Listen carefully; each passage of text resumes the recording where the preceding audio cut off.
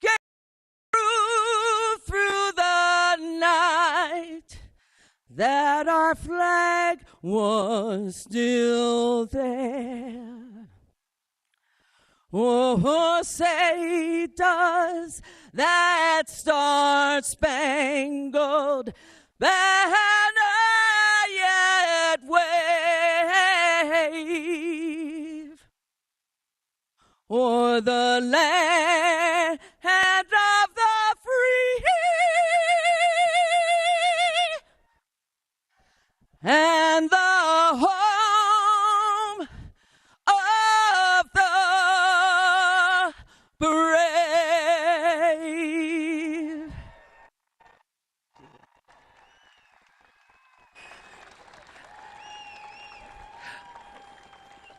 Folks, let's give another big hand for Janice Gerard singing the national anthem. Just beautiful. Thank you. And it is now time for the reading of the Declaration of Independence. We're joined by several city and state leaders, along with their significant others, for today's reading. And we begin with Mayor Lauren McLean.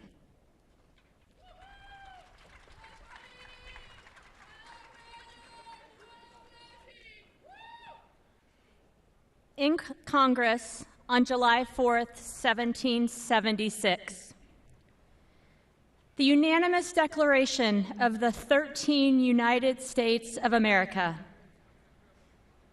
When, in the course of human events, it becomes necessary for one people to dissolve the political bands which have connected them with another, and to assume among the powers of the earth the separate and equal station to which the laws of nature and of nature's God entitle them.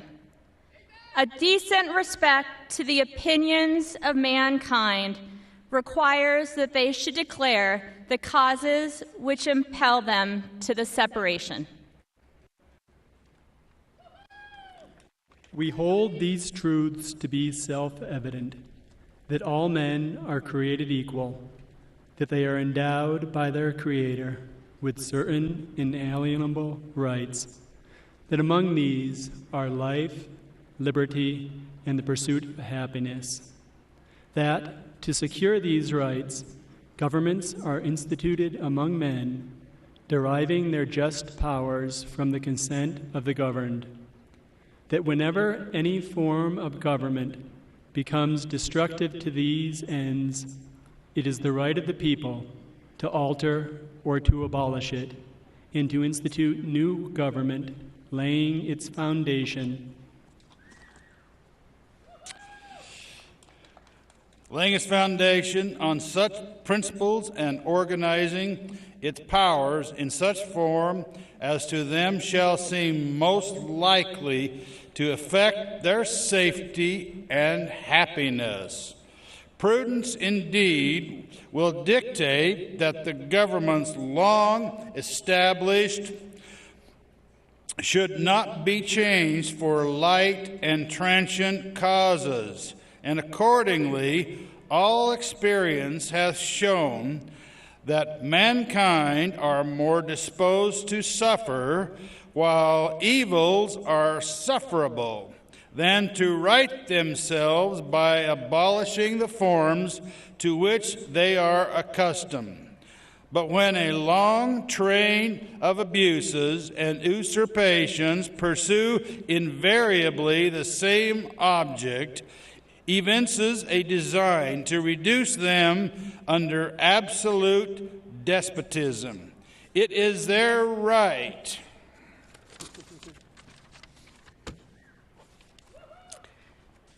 is their duty to throw off such government and to provide new guards for their future security, such has been the patient sufferance of these colonies, and such is now the necessity which constrains them to alter their former systems of government.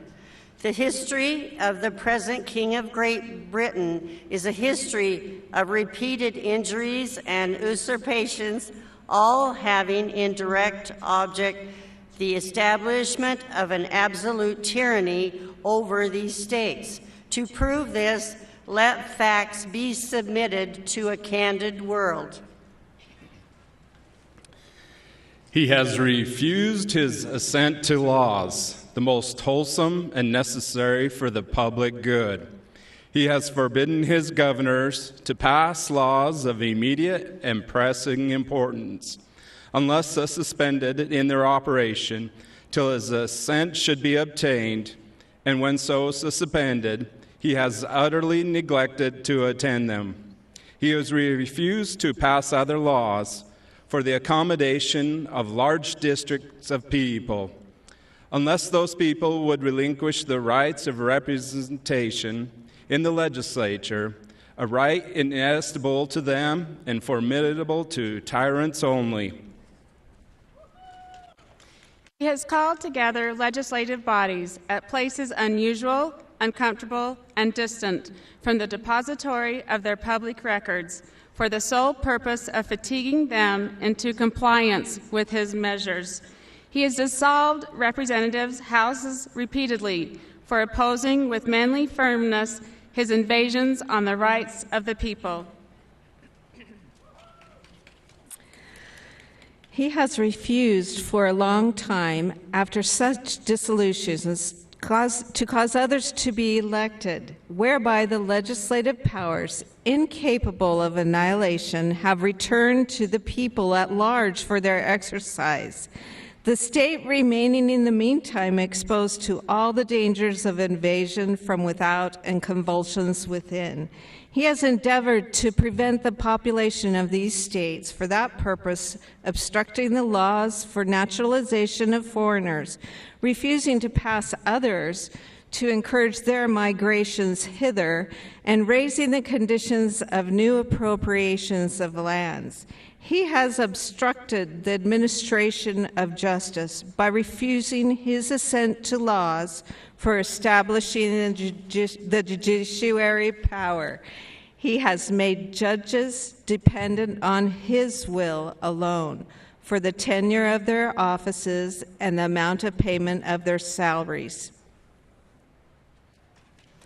He has erected a multitude of new offices and sent hither swarms of officers to harass our people and eat out their substance. He has kept among us, in times of peace, standing armies without the consent of our legislatures. He has affected to render the military independent of and superior to the civil power. He has combined with others to subject us to a jurisdiction foreign to our Constitution and unacknowledged by our laws, giving his assent to their acts of pretended legislation. For quartering large bodies of armed troops among us, for protecting them by a mock trial from punishment for any murders which they should commit on the inhabitants of these states, for cutting off our trade with all parts of the world, for imposing taxes on us without our consent, for depriving us in many cases of the benefits of trial by jury, for transporting us beyond seas to be tried for pretended offenses, for abolishing the free system of English laws in a neighboring province, establishing therein an arbitrary government, and enlarging its boundaries so as to render it at once an example and fit instrument for introducing the same absolute rule into these colonies, for taking away our charters, abolishing our most valuable laws, and altering fundamentally the forms of our governments, for suspending our own legislatures and declaring themselves invested with power to legislate for us in all cases whatsoever. He has abdicated government here by declaring us out of his protection and waging war against us. He has plundered our seas, ravaged our coasts, burnt our towns, and destroyed the lives of our people. He is at this time transporting large armies of foreign mercenaries to complete the works of death, desolation, and tyranny already begun with circumstances of cruelty and perfidy, scarcely paralleled in the most barbarous ages, and totally unworthy the head of a civilized nation. He has constrained our fellow citizens taken captive on the high seas to bear arms against their country, to become the executioners of their friends and brethren, or to fall themselves by their hands. He has excited domestic insurrections amongst us and has endeavored to bring on the inhabitants of our frontiers, the merciless Indian savages, whose known rule of warfare is an undistinguished destruction of all ages, sexes, and conditions. In every stage of these oppressions, we have petitioned for redress in the most humble terms.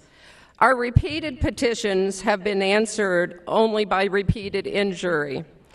A prince whose character is thus marked by every act which may define a tyrant is unfit to be the ruler of a free people. Nor have we been wanting in attentions to our British brethren.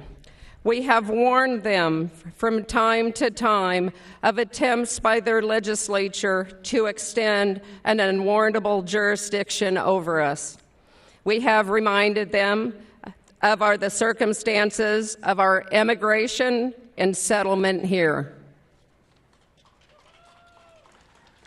We have appealed to their native justice and magnanimity, and we have conjured them by the ties of our common kindred to disavow these usurpations, which would inevitably interrupt our connections and correspondence. They too have been deaf to the voice of justice and consanguinity. We must, therefore, acquiesce in the necessity which denounces our separation and hold them as we hold the rest of mankind, enemies in war, in peace, friends. We, therefore, the representatives of the United States of America, General Congress, assembled and appealing to the Supreme Judge of the world for the rectitude of our actions, do in the name of these colonies solemnly publish and declare that the colonies ought to be free and independent states from the British Crown, and that all political connection between them and the state of Great Britain is and ought to be totally dissolved. And that as free and independent states, they have full power to levy war, conclude peace, attract alliances, establish commerce, and do all other acts and things which independent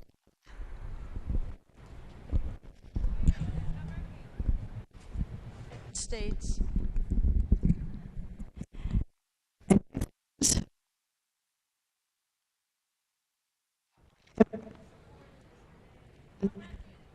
reliance, protection, and pledge to each other our sacred honor. Thank you so much.